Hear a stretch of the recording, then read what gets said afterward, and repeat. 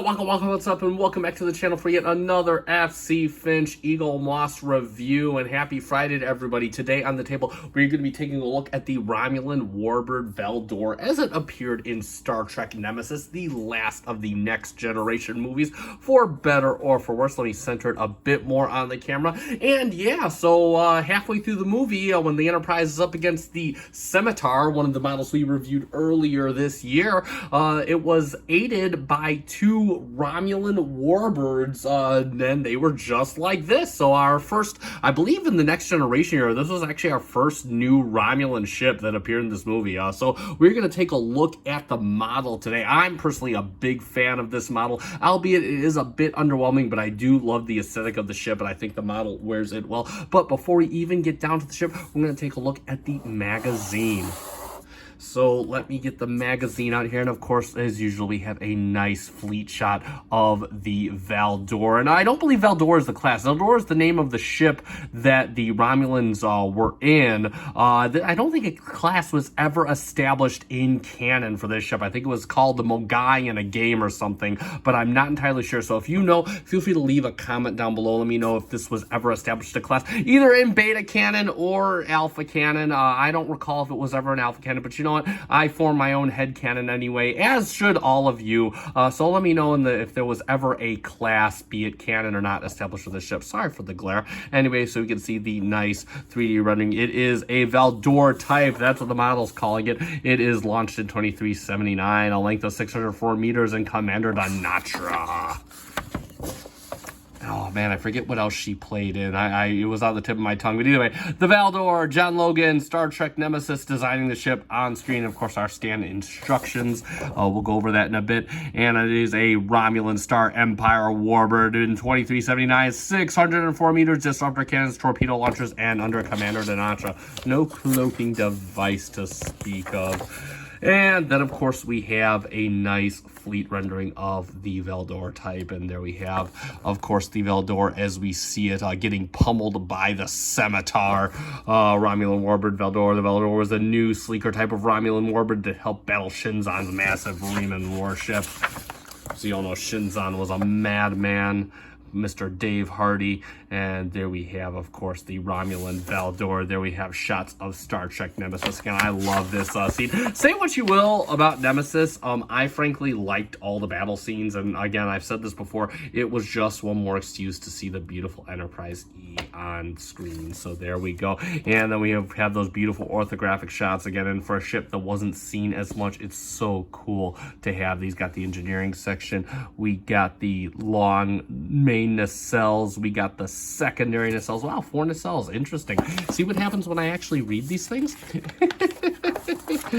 And of course, we have some more shots of Star Trek Nemesis. Yet another deck debate for the USS Enterprise E. We have Dave Hardy as Shinzon. We have A Tale of Two Datas. We have a bunch more screenshots. Getting too fast. And then, of course, we have designing the Valdore. One of my favorite parts. We have, of course, all these nice screenshots. Wow, interesting model here. We got a little bit of a bird of prey built in there. Looks really, really cool. I love that. I love all these sketches. And then, of course, we have more sketches. And you know, I could see a few of these. Again, I love when they show these sketches because you can see some of these designs leaked into later Klingon ship designs, later Romulan ship designs. So again, they come back and use this stuff. It's really cool.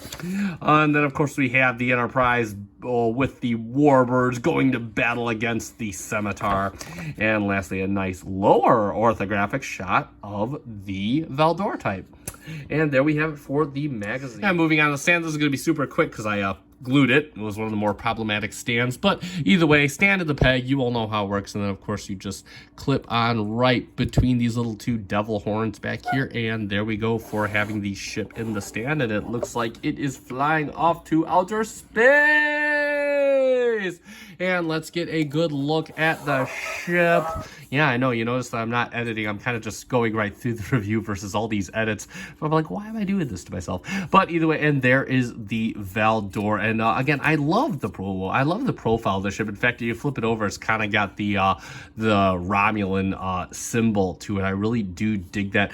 And now this model isn't really heavy at all. In fact, I'm not sure if there's any die cast. If there is, it would be like a little bit in here, but for the most part, it's a very light model. So if you're looking for a heavy representation of this ship, you're out of luck. I love this molded detail. Again, this is where all the money went to this. You just see all these nice molded details, and it's all extruded protrusions, all that embedded in. It's just really, really nice. Again, as I usually say, a feast for the fingers. Got our secondary nacelles right here. They kind of look like jet engines, and I do dig that. No color on them to speak of, and then of course you get a little bit of the light green, the bright green paint for the warp nacelles, and a lot of molded detail on the main nacelles. Looks really good. I had no idea this was a quad. I was this years old when I learned this had 4 nacelles. And then, of course, this I kind of like. I really like this kind of boat. It kind of looks like the leaf spring to a Corvette. It's really, really interesting. I love this design. It's got, I see so many design elements in the ship. It looks like a catamaran. Looks like kind of a hang glider of sorts. Again, I really do love it, how this just kind of bows inward. It's kind of like several layered elements just feeding into one another. Looks like we got the impulse engines right here. I love how that looks. And they got a nice little beacon right here done in a nice red. Again, pretty void of paint for the most part. But again, I dropped it. It is okay. This thing has survived a few drops, so no worries, and we are a-okay. But yeah, and again, lots more molded detail right here.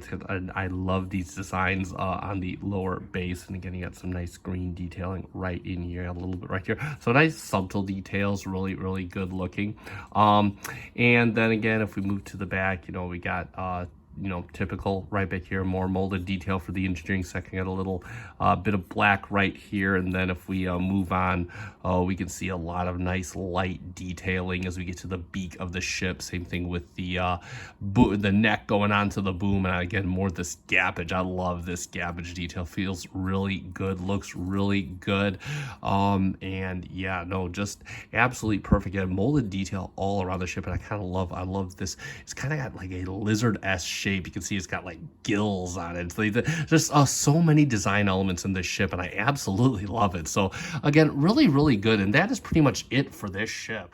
And for a quick comparison, there it is next to the Enterprise EXL. And yeah, you can already see that. I mean, not to scale. And overall, I do, in fact, this kind of looks like a bird of prey would next to the E. I do kind of feel that this Valdore model definitely could have benefited from the XL treatment. There you go for a front view. We'll get a little side view going in there. And you can see these ships both share a similar sleek profile. Looks really good. But yeah, to scale, this would be just about as long as the Enterprise E. The Enterprise E was 50 meters longer. Get it from the back side.